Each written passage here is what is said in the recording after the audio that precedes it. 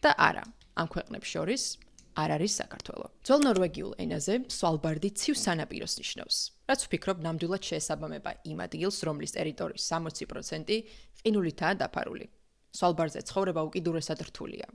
გარდა იმისა, რომ იქ ტემპერატურა -30 გრადუსიდან 7 გრადუსამდე მერყეობს, ზამთარში სულ ხამია, ხოლო ზაფხულში სულ დღე. აქ ყოველთვის არსებობს პოლარული დათვების საფრთხეც. სწორედ ამიტომ ადამიანები სახლებსა და მანქანებს ხშირად არც კეტავენ, რათა საჭიროების შემთხვევაში სწრაფად შეძლონ გაქცევა. სვალბარდი მდებარეობს ჩრდილოეთის ყინულოვანი ოკეანის შუაგულში. მისი მთავარი ქალაქი კი არის ლონგირი, ერთ-ერთი ყველაზე შორეული დასახლება დედამიწის ჩრდილოეთში. ეს კი ბარენცბურგია, რუსული დასახლება და ქვანახშირის მომპოვებელი ქალაქი, რომელზეც მოგვიანებით ვისაუბრებთ. თუმცა მანამდე სვალბარდის სტრატეგიულ გეოგრაფიას უნდა დავუბრუნდეთ. სვალბარდი არის ნორვეგიის კონტინენტურ ნაწილსა და ჩრდილოეთ პოლუს შორის. ეს კუნძულები ტექნიკურად ნორვეგიის ტერიტორიაა, რაც იმას ნიშნავს, რომ ეს ნატოს ტერიტორიაცაა. დასავლეთით მდებარეობს გრენლანდია, ხოლო აღმოსავლეთით რუსეთის არქტიკული სანაპირო. რამდენიმე საუკუნის განმავლობაში სვალბარდი ეკუთვნოდა ყველას და თან არავის. თუმცა, როცა კუნძულებზე ბუნებრივი რესურსების მოპოვება დაიწყო, საჭირო გახდა ტერიტორიის ოფიციალური განაწილება.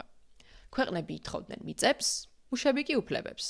ეს საკითხი კი პირველი მსოფლიო ომის შემდეგ სვალბარდის ხელშეკრულებით მოგვარდა. შეთანხმების მიხედვით სვალბარდის არქიპელაგი ნორვეგიის ტერიტორიად გამოცხადდა, რაც იმას ნიშნავს, რომ იქ ნორვეგიის კანონმდებლობა ვრცელდება. მაგრამ ამავდროულად სვალბარდი არის უნიკალური უვიზო ზონა, სადაც ყველა ხელმომწერი ქვეყნის მოქალაქე შეუძლია დასახლება და მუშაობა. მათი გადასახადები კი ხმარდება მხოლოდ ადგილობრივებს. ამ ხელშეკრულებას თავდაპირველად 9 ხელმომწერი ჰყავდა, ხოლო დღეს ეს რიცხვი 40-მდეა გაზრდილი. და არა, ამ ქვეყნებს შორის არ არის საქართველო. სვალბარდის კუნძულებზე ყველანაირი სამხედრო საქმიანობა აკრძალულია, რაც ხელშეკრულების მე-9 მუხლით რეგულირდება და ამის კონტროლი ნორვეგიას ევალება. თუმცა პრაქტიკაში რამდენად არის დაცული ეს პრინციპი, ცოტა სადაოა, რასაც მოგვიანებით ვნახავთ, ამიტომ ბოლომდე დარჩით ჩვენთან ერთად. ნებისმიერ შემთხვევაში აქ არც ერთ ქვეყანას არ აქვს სამხედრო ბაზა. ცნობისთვის დაგვიმეგობრდით YouTube-ზე, Instagram-ზე, Facebook-ზე და TikTok-ზე.